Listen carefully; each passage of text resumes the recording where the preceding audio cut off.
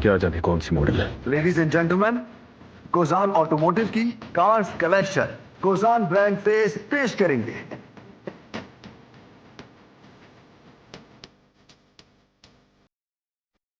नूर सीधा जाकर कोसार का ब्रांड फेस बन गई वो।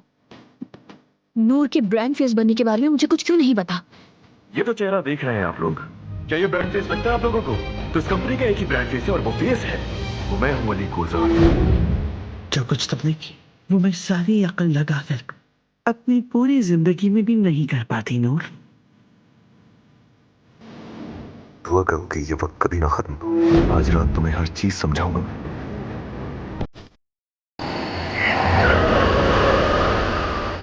अगर इतनी ही ताकत है तुम में तो उसे छोड़ो और आकर मुझसे बात करो।